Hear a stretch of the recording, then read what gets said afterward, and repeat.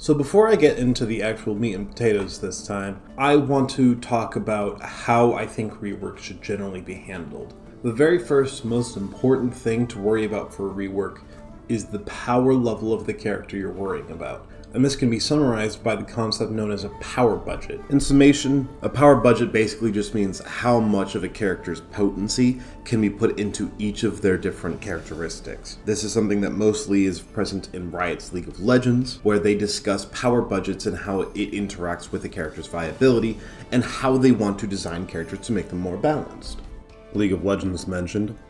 Everything can't be super strong, or else you have something super overtuned, like Baptiste and Kiriko, as well as modern tanks, but it can't be so totally underwhelming that it's just a bad character like Release Lifeweaver. The solid perception of a power budget makes balance in general easier, as well as reworks very, very easy in comparison. Blizzard has really struggled in that front, and I'm not exactly a professional game designer, but I just wanted to throw out my opinion as to how, for example, one of the Overwatch heroes could be reworked, specifically D.va. Now, as an example for what a power budget should be and how to balance the power budget, let's look at Doomfist. Doomfist in Overwatch 1 was defined by his ability to one-shot squishy characters, 250 damage on Rocket Punch, one-shot combos on his slam with his uppercut, but all this came at a cost. Even though his passive gave him overhealth for dealing damage with abilities, even though he had a solid health pool of 250 for a DPS at the time, he was still very squishy and extremely vulnerable to CC such as Hack and Flashbang because of the fact that his ammo doesn't reload naturally and he was so ability reliant. Now in Overwatch 2, the one-shot capabilities have been entirely removed, as well as several aspects of what made his mobility so insane, particularly some that were even in the first beta, and instead, a lot of the power levels have been put into consistent mobility and survivability. The cooldown of his Rocket Punch on release was 3 seconds instead of 4 seconds. That makes it much faster to get back to frontline and much easier to consistently use Rocket Punch without the opportunity cost of what if I need it for something later. Slam, now rather than being a targeted or slight jump ability, it now has a full Winston Leap-esque arc. You can be much more mobile with Seismic Slam than you could in the past. And Power Block even synergizes with the mobility by allowing you to burst yourself upwards even faster if you use it right at the start of a Seismic Slam, as well as the fact that it naturally increases his survivability because it's a damage resist ability. It stops damage, and it gives him the Empowered Punch, because a lot of his damage being gone would still make him fairly weak, so the Empowered Punch comes in to make him a little bit stronger. The AoE Rocket Punch on normal punches is great, but specifically the AoE Empowered Punch is a massive chunk of damage, and it's a massive chunk of crowd control to a huge group of enemy players. This, alongside the fact that his ult slows while not having very consistent damage again, is just an example as to how Doomfist's power budget was reworked in Overwatch 2. And they did an amazing job for the most part, especially over time. Current Doomfist is probably the most balanced he's ever been, other than maybe the first beta. But then again, the slow on Slam was really annoying, so who's to say? So I want to consider, how would we rework D.va? D.va's already received one rework in the past, but that was because of how simple her kit was. In release of Overwatch 1, Defense Matrix was a 4-second duration ability on an 8-second cooldown. No meter, that's right. Not only that, but she didn't have micro missiles. She couldn't shoot while flying. Very slow while shooting. D.va even died to her own ultimate back in the day. So when they first gave her some touch-ups, they made Defense Matrix a meter instead of a cooldown, which could, I guess, be considered a rework to the ability. Then they fully reworked the character by letting her shoot while flying, giving her the new micro missiles ability, significantly reducing the duration of Defense Matrix, and touching up a few other numbers. This was her first rework and made her much less of a simple one-note character with Defense Matrix, and instead made her much more fluid and functional across the board. The main problem with D.va now, compared to the problems and solutions that were handled back then, is that she doesn't have another tank to work alongside of. D.va originally was able to fulfill a supportive tank position by protecting teammates with Defense Matrix, absorbing damage while Winston engaged, and not really being a very big engage on her own. She didn't need to stand on her own because she was an off tank. And now that we're in Overwatch 2, 5v5, every single tank needs to be able to fulfill both main tank and off tank duties to a certain extent. This is why, for example, Wrecking Ball does not really work in the current climate of the game. And D.va ever since has required massive over-tuning and power creep buffs over time in order to keep up. And this is where the problem begins. Rather than addressing the problems inherent with D.va, they just tried to buff her to be adequate and on par with a character like Winston, even though in reality, both Winston and D.va fulfill very different purposes and can't be balanced in the same way. So, how do we solve this? First things first, I want to talk about where to take power budget away from D.va and leave the most interesting stuff for the end, because I really do like some of the changes. First things first, we're for the most part taking power out of her primary fire, boosters, defense matrix, and missiles. And we're going to input back into baby D.va, a little bit back into her primary fire, and a lot into her ult. That is where she's struggling the most right now. Her ultimate is not even a second life. Usually it's just a second chance at life. Not only that, but I want to increase the fun factor that you feel while playing D.va. I want to increase that power fantasy. So let's start off by taking a little bit of power away from her primary fire. A lot of these changes you'll probably recognize from my last video, which was that I just nerfed all the tanks and tried to rebalance them in a way that made sense. So the first thing is almost exactly identical. Her primary fire fall-off range is going to be decreased from 10 to 20 meters to 10 to 15 meters, specifically because, yes, I'm increasing her poking ability to allow her to have impact in the mid-fight. And the damage fall-off is mostly there just to prevent you from sitting back and poking the entire time. Engaging will still be optimal, but you're allowed to have a little bit more impact before the engage goes off. So the best way to allow you to have a little bit of impact beforehand is to drastically drop that spread angle from 3.375 degrees to 1.3 degrees. This is most comparable to Mauga with a single chain gun or Junker Queen. Somewhere in the middle, leaning towards Mauga. And yes, Junker Queen really does have that tight of spread, I don't know why. As a trade-off so this isn't an overall buff, I'm going to drop her number of pellets per shot from 11 to 6, whilst increasing her damage per bullet from 2 to 0.6 to 3 to 0.9. This will make it so that then each individual shot has a maximum damage of 18, down from 22, which is a very significant decrease. So she's losing 18% of her damage in theory, but in practice, if you're good at tracking, you're going to be dealing more damage. It's just going to be a buff if you're good at aiming. And it's a nerf if you're not. And this grants D.va the ability to have a pre-fight poke that actually has a little bit of an impact without the use of a cooldown. Sure, you're not going to be dealing much more damage than you do currently, but you're still going to have that slight increase in how you're playing and how you're feeling. And in order to just make the character a little bit more fun, a little bit more fluid, reducing the move speed penalty on primary fire from 30 to 20% should keep her in line. And overall, I think that her primary fire is nerfed.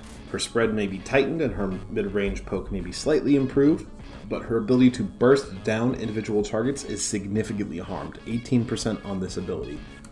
And we're not done on nerfing her burst damage either. Specifically, micro missiles are having the cooldown go from 7 to 8 seconds, as well as the damage per splash, which does count in for the overall damage, dropping from 5.5 to 3.5. This will move Micro Missile's total damage from 153 to 117. This is a massive nerf to the ability. This is more than a 20% reduction in D.va's burst damage capabilities. So as compensation, just to allow the ability to not feel so bad and to lean, again, further into that pokier playstyle, I'm going to double Micro Missile's projectile speed from 50 to 100 meters per second. If you need a point of comparison, 50 puts it significantly slower than Torbjorn's primary fire, and 100 significantly faster, which is at 70 meters per second per shot on his primary fire. Meanwhile, the new speed is going to be more comparable to his secondary fire, which is at 120 meters per second. I don't know why the shotgun has such fast projectiles. A couple more things to take the power away from D.va's problematic areas. Her booster cooldown is going from 3.5 to 4 seconds, because again, if you're good with D.va, one booster can basically be 2 cooldowns, engaging and disengaging with one use, or following up in multiple directions. I don't necessarily think we need to buff boosters at all, but if we do, specifically considering the fact that Winston Jump is good because it starts up so quick and moves so quick, Maybe have it so that then boosters has a sudden burst of speed at the start. Could make it a little bit more usable on engages, but I don't necessarily think that changing your speed on an ability over the duration is a good idea. Next, the big one, the big nerf that I think D.va should have, Defense Matrix. We're going back. 2.5 seconds is the new maximum duration without affecting the time to fill to full. So it'll still be 6 seconds to get to full charge, but obviously you're not going to have as much time to actually have Defense Matrix out. As well as the fact that yes, I'm bringing in another monster patch change, 20% reduction to beam type damage when using Defense Matrix to anybody inside of Defense Matrix. If a beam passes through DM, it's getting damage reduced by 20%. This doesn't remove beam type damage from countering D.va, but it does help D.va in controlling the amount of counter ability that she's experiencing. If there's anything to nerf after this is done, I'd say to go back to Defense Matrix and possibly drop it back even further, possibly just down to 2 seconds entirely. And now we are getting to the sauce.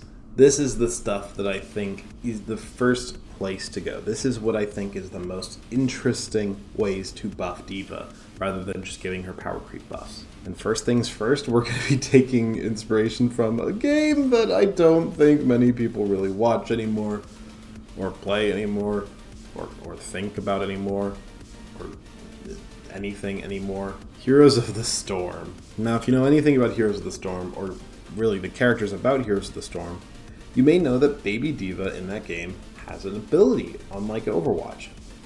And so we're going to be giving her that ability. Specifically, it is Big Shot. So yes, Baby D.va has Big Shot. I think that's very funny and very silly and fun to say.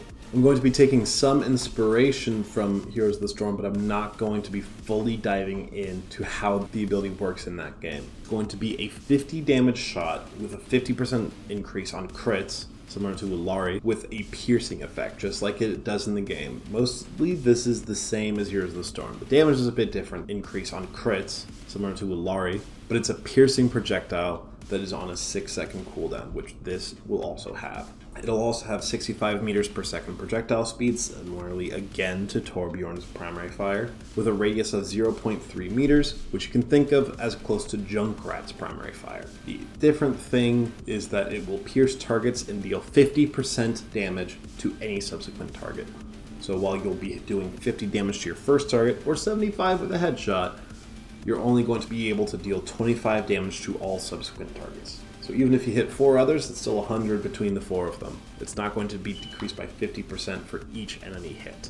Another thing just for semantics is it'll have a 0.3 second recovery time, which compared to, for example, a Sojourn, that has a 0.65 second recovery time.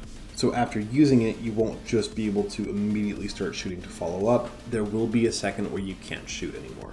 This should still keep Baby D.va feeling like she's a little bit helpless, but should give her a little bit more of a threat to where you can't just freely stagger her, and should allow her to build up her remech from slightly further away, and slightly faster. But that was enough fun with Baby D.va. Phrasing! Shut up! Now the real meat and potatoes of the rework. The ultimate. First things first, the cost is going up from $1,700 to $2,150. About a 24% increase, putting it about on par with Winston Ultimate. And when you see the functionality, you'll see why that makes sense. The price may go up, but I think you'll like the new name for it. Hypercharge. It'll fully restore D.va's health, armor and all, as well as providing 375 overhealth. And it can still be used while your mech is breaking, just like current self-destruct. That way then once you get your mech broken, you can immediately get back in the fight with a bit of a hypercharge. However, if you do use it after your mech is already broken, you're not getting that additional overhealth, just so then there's a little bit of a cost if you're not using it correctly. Another downside is that your health will drain at 90 health per second. This will mean the duration of the ultimate will be at most about 12 seconds. So this 12 seconds will need to be extremely impactful.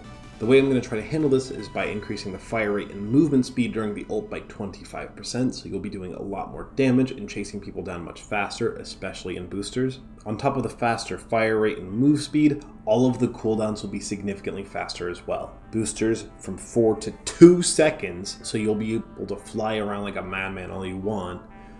The defense matrix cooldown going from 1 to 0.8 seconds, the refresh rate going from 1/6 per second to 1/3 per second, so you'll be getting Defense Matrix back faster, as well as the micro missiles cooldown going from 8 to 6 seconds during ult. Mostly just a little bonus to where if you're able to manage your health really well, you can get a second round of micro missiles where you wouldn't otherwise possibly.